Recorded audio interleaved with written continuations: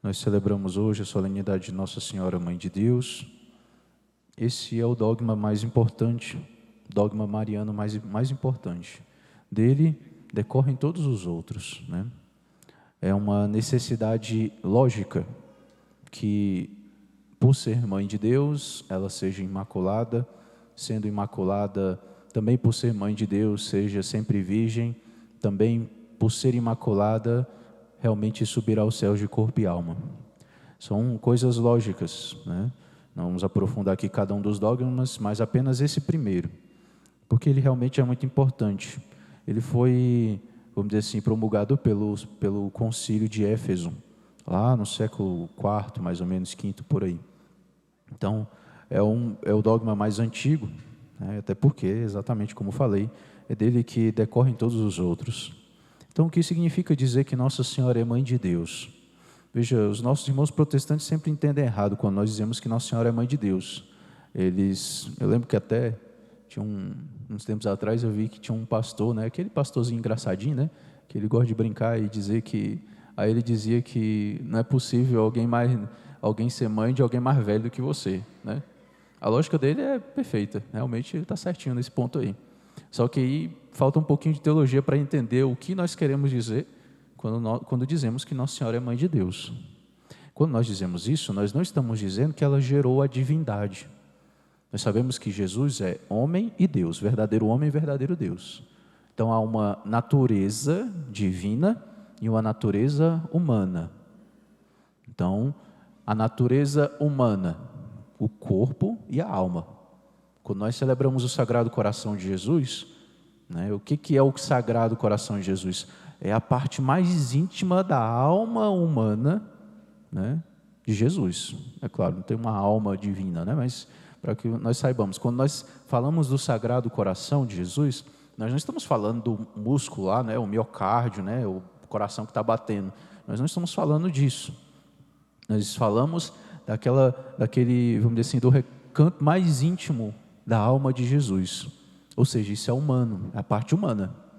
Então, quando nós falamos Sagrado Coração de Jesus, nós estamos falando da parte humana, de uma parte humana. O seu corpo também é natureza humana.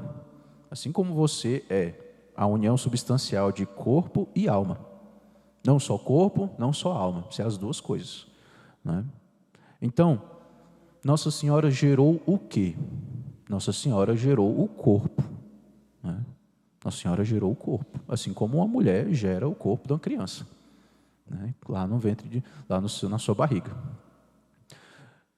Veja, Nossa Senhora não gera a alma, porque a alma quem cria a alma no momento da concepção é Deus.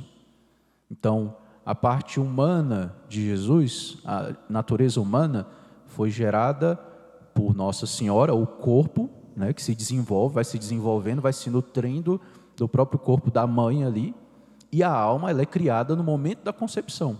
Isso com todo mundo, tá? Com todo mundo. A alma é criada no momento da concepção. E ela é criada por quem? Por Deus. Não é o pai e a mãe que cria a alma, né? É Deus. Então Nossa Senhora gerou o corpo de Jesus.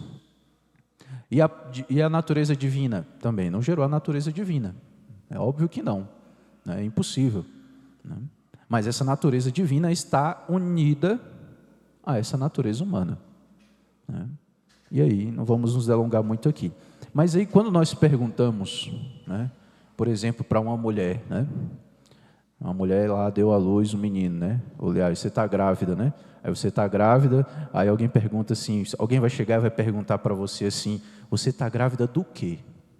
Parece meio ofensivo, né? Porque se é uma mulher, se é um ser humano, é óbvio que ela está grávida de um ser humano. Aí nós perguntamos, né, quando a criança nasce, né?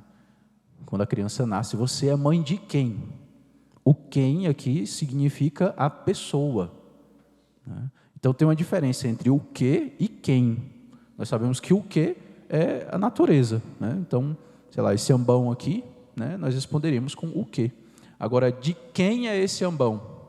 Aí nós podemos dizer, sei lá, né, da comunidade, do padre, sei lá, né? Quando você tem lá o cachorrinho, né? Esse cachorrinho, você pergunta, o que é isto? Aí você vai dizer, é um cachorro. De quem é esse cachorro? Aí você vai dizer, né, do dono lá, né? Sei lá, o João, a Maria, enfim, né? O padre Lucas, né, que eu escanou aqui, entenderam? Então, quando você pergunta de quem ela é mãe, ela não tem como responder outra coisa senão de Deus. Por quê? Porque em Jesus não há pessoa humana, há apenas a pessoa divina, que é o Verbo, que é o Filho de Deus, o unigênito de Deus, a segunda pessoa da Trindade, que se encarnou e assumiu a natureza humana, né? E claro, uniu a sua natureza divina a essa natureza humana. Então, né, nós temos uma única pessoa em Jesus Cristo, é uma pessoa divina, não humana. Por que isso é tão importante, padre, a gente entender? Porque os nossos irmãos protestantes, eles fazem confusão por conta disso. Eles pressupõem, às vezes, que tem uma pessoa humana e uma pessoa divina. Aí Jesus vira uma espécie de esquizofrênico, né? Que você fala uma coisa, ele... Não, mas nessa hora ele estava falando como homem.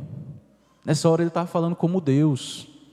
Né? É uma espécie de esquizofrenia. Mas só existe uma pessoa em Jesus, que é a segunda pessoa da Santíssima Trindade, que é divina. Tem pessoas humanas aqui, estamos cheios, tem pessoas humanas aqui, né? Existem pessoas angélicas, ou seja, os anjos, né? Então, São Miguel, São Rafael são pessoas angélicas, seu anjo da guarda é uma pessoa angélica, né? E tem as pessoas divinas, né? Que é o Pai, o Filho e o Espírito Santo. Quando nós perguntamos para Nossa Senhora, você é mãe de quem? Do Filho, encarnado, feito homem, né?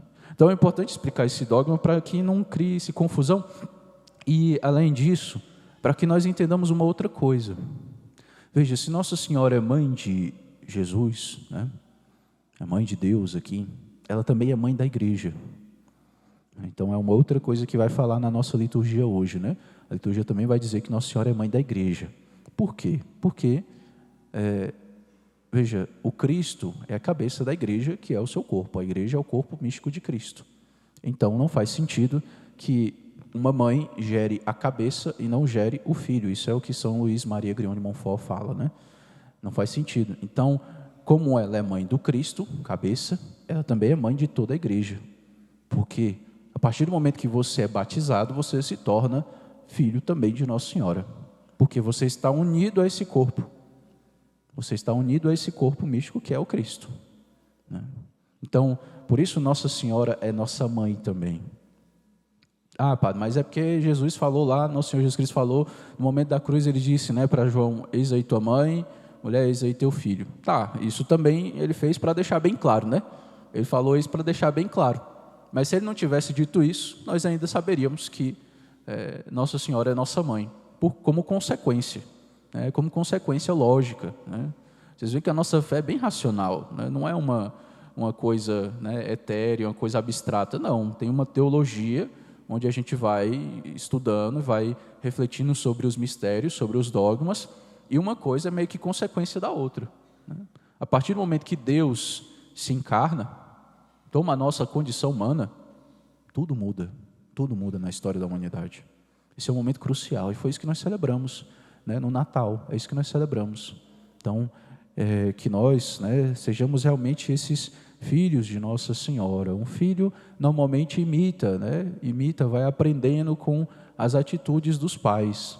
Então a devoção, como já falei outras vezes, a verdadeira devoção à Nossa Senhora começa por conhecê-la, imitar as suas virtudes e então pedir a sua intercessão.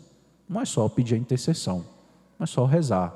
Isso é importante, claro. Reze o terço, como ela mesma pediu para que nós rezássemos todos os dias, né?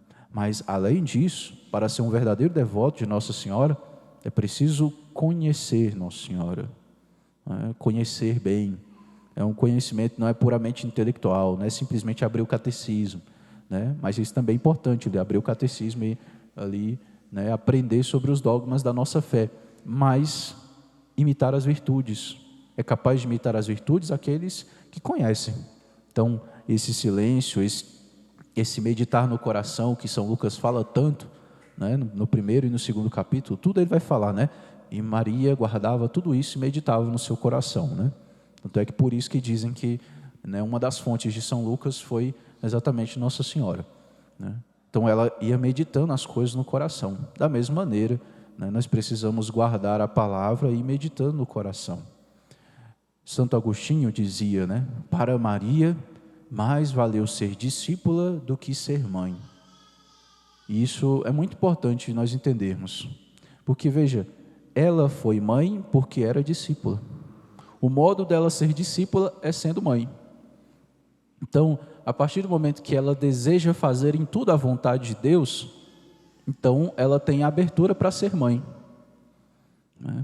Dependendo da pessoa, né?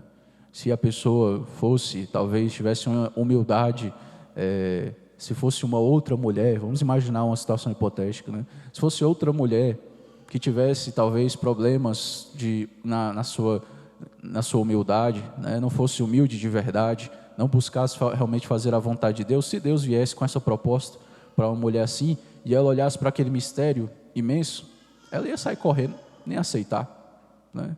Uma mulher em plena consciência assim, se fosse pensar a coisa apenas pela via realmente humana, racional, ser mãe de Deus, né? Olha a responsabilidade, cuidar do menino, né? Então assim, ela foi mãe porque era discípula, né? Porque era discípula.